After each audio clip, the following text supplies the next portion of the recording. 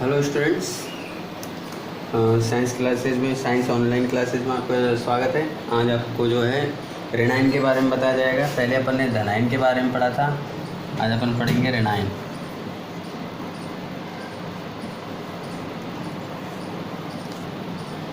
धनायन और ऋणायन। तो ऋणायन होता क्या है, ध्यान देना। ऋणायन का निर्माण कब होता है या ऋणायन किसे कहते हैं? किसी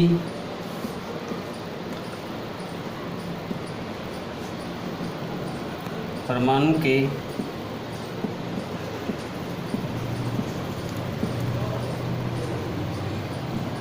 बाह्यतम कोश में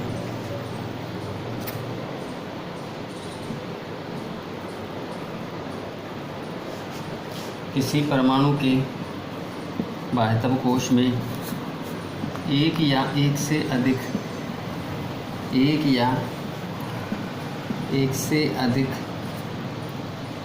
इलेक्ट्रॉन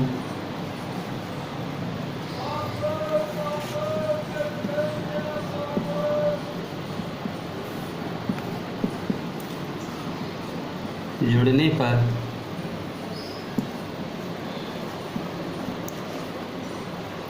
ऋणायन का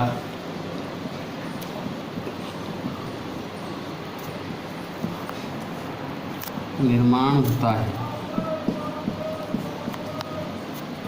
किसी उदासीन गैसीय परमाणु के बाह्यतम कोश में एक या एक से अधिक इलेक्ट्रॉन जोड़ने पर ऋणायन का निर्माण होता है। जैसे उदाहरण के तौर पर देखिए, ऋणायन का निर्माण कैसे होगा। जैसे अपन उदाहरण के तौर पर मान लीजिए नाइट्रोजन का उदाहरण लेते हैं। नाइट्रोजन का परमाणु क्रमांक होता है 7, यानी इसमें प्रोटॉन संख्या कितनी होती है? 7। तो इसमें जो विन्यास होता है 2 और 5 का होता है। कितना होता है? 2 और 5 का। 7 इलेक्ट्रॉन हो गए। तो ये अपना नाभिक, ठीक है। तो ध्यान देना यहाँ पर,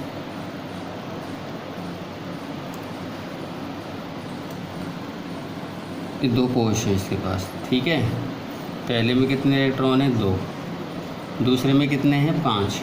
1 2 3 4 5। अब ये जो परमाणु है अपना स्थायित्व प्राप्त करने के लिए अपने बाह्यतम कोश में 8 इलेक्ट्रॉन पूर्ण करना चाहता है। इसके लिए या तो वो इलेक्ट्रॉन त्यागेगा या क्या करेगा? ग्रहण करेगा। तो ऐसी स्थिति में 5 इलेक्ट्रॉन से 3 इलेक्ट्रॉन ग्रहण करता है। कितने इलेक्ट्रॉन ग्रहण करता है? 3। किसी अन्य परमाणु से जो है 3 इलेक्ट्रॉन ग्रहण कर लेता है ये। तो इस प्रकार से 3 बाह्यतम कोश में इसने इलेक्ट्रॉन ग्रहण किए, तो 8 हो गए। और जितने इलेक्ट्रॉन ग्रहण किए जाते हैं उतने ही ऋणावेश लगाकर उसको प्रदर्शित किया जाता है। तो ये ऋणायन का निर्माण कर रहा है, यानी किसी परमाणु के बाह्यतम कोश में एक या एक से अधिक इलेक्ट्रॉन। तो कितने इलेक्ट्रॉन जोड़े? यहाँ पर 3 इलेक्ट्रॉन जोड़े थे हमने। यहाँ पर कितने इलेक्ट्रॉन जोड़े थे? 3। जिससे किसका निर्माण होता है? ऋणायन का। क्योंकि ऋणी का मतलब क्या होता है? ग्राही। ग्राही का मतलब ग्रहण करने वाला, ठीक है ना। ग्राही का मतलब ग्रहण करने वाला। और धनायन में अपन ने पढ़ा था दाता। दाता का मतलब देने वाला। दाता का मतलब क्या होता है? देने वाला। ग्राही का मतलब लेने वाला, ठीक है ना। तो इस चीज़ से अपन याद रख सकते हैं। अब इसी से जैसे उसमें अपन ने आयनन विभव पढ़ी, इसी प्रकार यहाँ पर अपन एक परिभाषा पढ़ेंगे, इलेक्ट्रॉन बंधुता। इलेक्ट्रॉन बंधुता। इलेक्ट्रॉन बंधुता क्या होती है, ध्यान देना।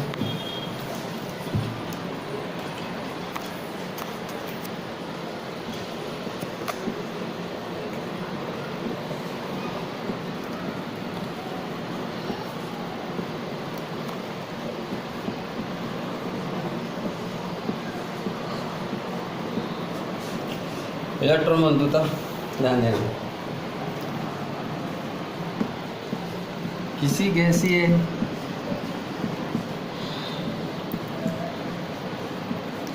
परमाणु के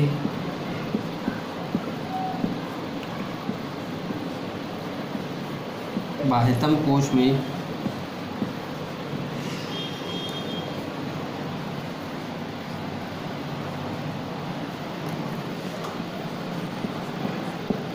इलेक्ट्रॉन जोड़ने पर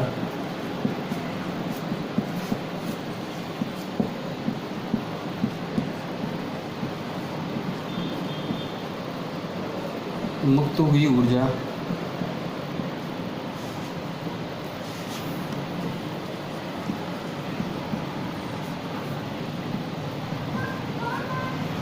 किसी गैसीय परमाणु के बाह्यतम कोश में इलेक्ट्रॉन जोड़ने पर मुक्त हुई ऊर्जा, यानी जब इलेक्ट्रॉन जोड़ा जाता है तो ऊर्जा क्या होती है? मुक्त होती है। मुक्त हुई ऊर्जा इलेक्ट्रॉन बंधुता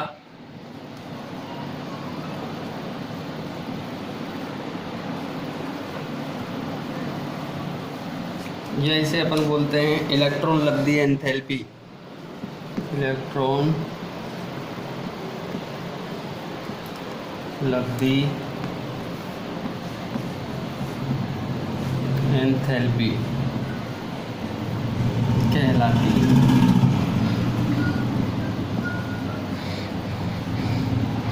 समझ में आ गया? तो ये बात की अपन ने धनायन और ऋणायन की, दोनों चीजें समझ में आई होगी। धनायन और ऋणायन किसे कहते हैं, उनके आधार पर दो परिभाषाएं अपने सामने निकल कर आई, आयनन विभव और इलेक्ट्रॉन बंधुता। तो ये सारी चीजें आपके क्लियर होगी। अब इसके बाद में अपन जो है बात करेंगे धनायन के आकार की और ऋणायन के आकार की। कभी कभी जब धनायन और ऋणायन के बारे में पढ़ लिया अपन ने तो एक क्वेश्चन उठता है, क्वेश्चन धनायन का आकार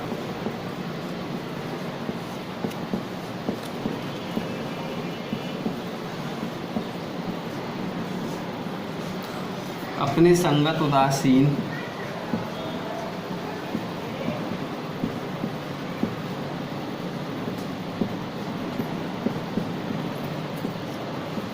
ऋणायन से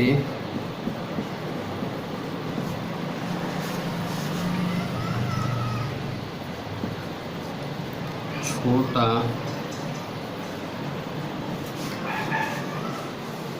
क्यों होता है?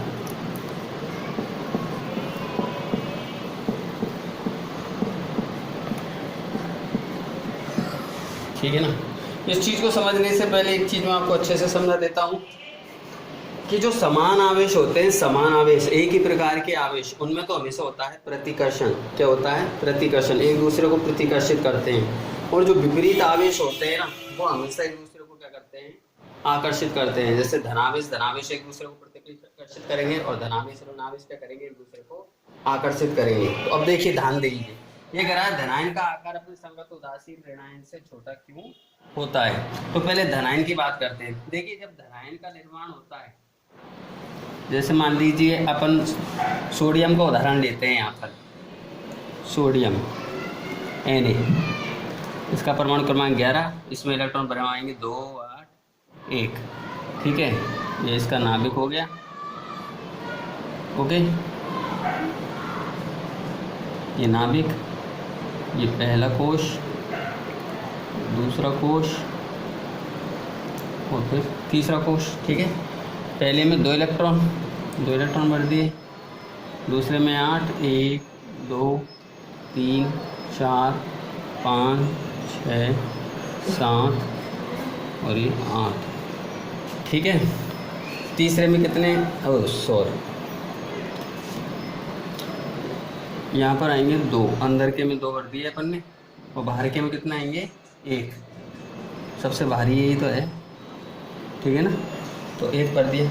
अब देखिए, यहाँ पर धनायन जो है अपना स्थायित्व प्राप्त करना चाहता है। इसके लिए वो क्या करेगा? 1 इलेक्ट्रॉन का त्याग कर देगा। क्या कर देगा? 1 इलेक्ट्रॉन का त्याग, जिससे बाह्यतम कोश ये रहेगा इसका, ये वाला, और उसमें कितने इलेक्ट्रॉन रहेंगे? 8 रहेंगे। ठीक है ना, तो अपना स्थायित्व प्राप्त कर लेता है। और 1 इलेक्ट्रॉन त्याग रहा है तो त्यागे गए इलेक्ट्रॉन को इस प्रकार से इसके ऊपर लिखा जाएगा, तो Na+। अब बात आती है कि धनायन का आकार। ध्यान देना, ये नाभिक जो है ये धनावेशित है। कैसा है? धनावेशित। और जो इलेक्ट्रॉन होते हैं ना, जो इलेक्ट्रॉन होते हैं उनकी प्रकृति कैसी होती है? ऋणावेशित। कैसी होती है? ऋणावेशित। तो ये जो नाभिक होता है धनावेशित होता है, इलेक्ट्रॉन कैसे होते हैं? ऋणावेशित होते हैं। तो ये नाभिक इलेक्ट्रॉनों को अपनी ओर आकर्षित करता है। क्या करता है? अपनी ओर आकर्षित करता है। अब ध्यान देना, नाभिक का सभी इलेक्ट्रॉनों पर आकर्षण है, सभी इलेक्ट्रॉनों पर आकर्षण है। और सबसे ज्यादा आकर्षण किस पर होगा? नाभिक का जो उसके सबसे पास में, और सबसे कम जो इसके सबसे ज्यादा दूर में है। लेकिन मान लीजिए इसमें से जब Na यानी यहाँ पर 2, 8, 1 का विन्यास था, और जब Na+ का निर्माण हुआ, धनायन का निर्माण हुआ, तो एक इलेक्ट्रॉन चला गया। एक इलेक्ट्रॉन चला गया तो कितने इलेक्ट्रॉन रह गए? 10 इलेक्ट्रॉन रह गए। तो यानी पहले तो 11 पर कर रहा था ना, Na था ना जब, ठीक है, जब Na का निर्माण कर रहा था तब 11 इलेक्ट्रॉन थे, लेकिन जैसे ही Na+ का निर्माण हुआ तो 10 इलेक्ट्रॉन रह गए। कितने इलेक्ट्रॉन रह गए? 10 इलेक्ट्रॉन। तो यानी नाभिक को पहले तो 11 पर नियंत्रण करना पड़ रहा था, अब कितने पर कर रहा है? 10 पर कर रहा है। जब 10 पर कर रहा है तो यानी पहले की तुलना में, ठीक है ना, अब ज़्यादा आकर्षण लगा पाएगा, और ऊपर जो इस पर आकर्षण लगा रहा था उसके स्थान पर अब इन पर लगाएगा, ठीक है ना, जिससे ये क्या होते हैं, इसकी ओर खींचे हुए चले आते हैं, ज़्यादा आकर्षित होते हैं इसकी तरफ, ठीक है ना। इस कारण जो है इसका आकार कैसा हो जाता है? छोटा हो जाता है। धनायन का आकार कैसा हो जाएगा? छोटा हो जाएगा। अब इसके विपरीत बात करते हैं ऋणायन। देखिए यहाँ पर ही मैंने बात करी थी Cl की, क्लोरीन की, NaCl की बात कर रहे हैं तो 17 परमाणु क्रमांक क्लोरीन का कितना है? 17, 2, 8, 7, ठीक है। अब ये भी अपने बाह्यतम कोश में 8 इलेक्ट्रॉन करना चाहता है, इसके लिए क्या करेगा? 1 इलेक्ट्रॉन ग्रहण करेगा, और जब 1 इलेक्ट्रॉन ग्रहण करेगा तो ग्रहण करने वाले पर ऋणावेश लगाते हैं, Cl- इसको लिख दिया जाएगा। तो यानी 1 इलेक्ट्रॉन की क्या हुई है? बढ़ोतरी हुई है। अब देखिए वही दोबारा समझते हैं। नाभिक है, ये नाभिक है, ठीक है, ये पहला कोश, ये दूसरा कोश, और ये तीसरा कोश। पहले में कितने इलेक्ट्रॉन है? 2 इलेक्ट्रॉन भर देते हैं, ठीक है। दूसरे में कितने हैं? 8, 1, 2, 3, 4, 5, 6, 7, 8। तीसरे में कितने? 7, 2, 3, 4, 5, 6, 7, ठीक है। अब वही बात है, इलेक्ट्रॉन ऋणावेशित है, नाभिक कैसा है? धनावेश। नाभिक इलेक्ट्रॉनों पर अपना आकर्षण बल लगा रहा है जब तक। अब देखिए जहां पर Cl था, यानी प्रोटॉन से कितनी थी? 17। कितनी थी? 17 इलेक्ट्रॉन थे, ठीक है ना, 2, 8, 7, ठीक है, कितने इलेक्ट्रॉन थे? अब लेकिन बाह्यतम कोश में ये क्या कह रहा है कि मैं अपना बाह्यतम कोश में अष्टक का विन्यास पूरा करना चाहता हूं, इसलिए 1 इलेक्ट्रॉन ग्रहण करेगा, और 1 इलेक्ट्रॉन ग्रहण करते ही Cl- का निर्माण होता है। तो यहाँ पर कितने इलेक्ट्रॉन हो जाते हैं? 18 इलेक्ट्रॉन हो जाएंगे। कितने इलेक्ट्रॉन हो जाएंगे? 18 इलेक्ट्रॉन हो जाएंगे। तो ध्यान देना, जैसे ये मान लीजिए 18वां इलेक्ट्रॉन बाह्यतम कोश में, ये है 8वां इलेक्ट्रॉन, ठीक है। तो नाभिक का पहले आकर्षण कितने पर था? 7 पर था। कितने पर था? 7 पर था। अब कितने पर करना पड़ेगा? 8 पर करना पड़ेगा, ठीक है। अब ध्यान देना, ये इलेक्ट्रॉन भी ऋणावेशित, ये इलेक्ट्रॉन भी ऋणावेशित है। तो जब ये इलेक्ट्रॉन की संख्या बढ़ेगी, ठीक है ना, तो समान आवेश है तो उनमें तो क्या होगा? प्रतिकर्षण बढ़ेगा। क्या होगा? प्रतिकर्षण। और विपरीत आवेश है हमेशा एक दूसरे को क्या करेंगे? आकर्षित। तो ध्यान देना, अब नाभिक का आकर्षण बल जो है पहले की तुलना में ज्यादा होगा कि कम होगा ना, क्योंकि पहले तो कितने पे लगाना पड़ रहा था? 17 पर। अब कितने पर लगाना पड़ रहा है? 18 पर। तो नाभिक का आकर्षण पहले की तुलना में कम होगा, जिससे इलेक्ट्रॉन अपरिही फैल जाता है। इलेक्ट्रॉनों के मध्य तो प्रतिकर्षण होगा, जब ये तो नाभिक इस इलेक्ट्रॉन को भी आकर्षण लगाएगा, लेकिन ये इलेक्ट्रॉन कहेंगे कि भाई पहले ही हम यहाँ बैठे हुए, तुम कहाँ अंदर जा रहे हो, हम पर तो लगाओ पहले, ठीक है। तो आकर्षण बल के मान में क्या आ जाएगी? कमी आएगी, और इलेक्ट्रॉन फैलने लगेगा, जिससे ऋणायन का आकार कैसा हो जाता है? बड़ा हो जाता है। यही कारण है कि धनायन का आकार अपने संगत उदासीन परमाणु ऋणायन से हमेशा कैसा होता है? छोटा होता है। यदि धनायन छोटा होगा और ऋणायन कैसा होगा? बड़ा होगा। तो ये अपने आयन का टॉपिक क्लियर होता है, आप सभी के अच्छे से समझ में आया होगा। आशा करता हूँ आप सभी जो है इस वीडियो के माध्यम से धनायन ऋणायन को अच्छी तरह से समझे होंगे। धन्यवाद।